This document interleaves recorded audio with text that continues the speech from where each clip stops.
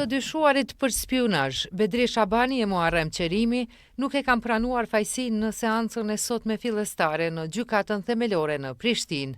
Bedri, fjala është e juaja. I nderuar gjykatës, plotësisht jam i pafajshëm. Mirë, shkruaj. Plotësisht e konsideroj veten pafajshëm. Ndërsa i akuzuari Muharrem Qerimi ka pranuar veprën penale armbajtje pa leje.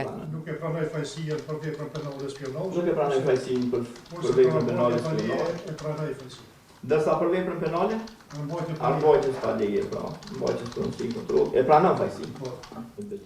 Për veprën penale spionazhi, të akuzuarit kanë të drejtë në afat prej 15 ditësh të paraqesin kundërshtimin e provave apo kërkesë për hudhje të aktakuzës.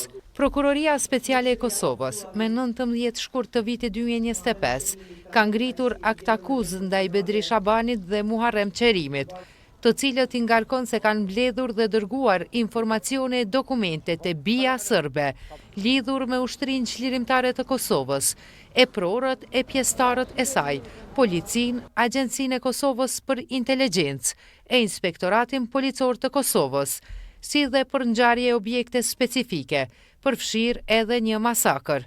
Përmes këtyre veprimeve, Prokuroria Speciale thot se synoi shkaktimi një konflikti të gjerë ndër-etnik në territorin e Kosovës, të krijojë një narrativ e pavërtet për ta ndërlidhur Spitalin Ushtarak të UÇK-s, për kinse trafikim organosh dhe për të vërë në dyshim të vërtetën e masakrës.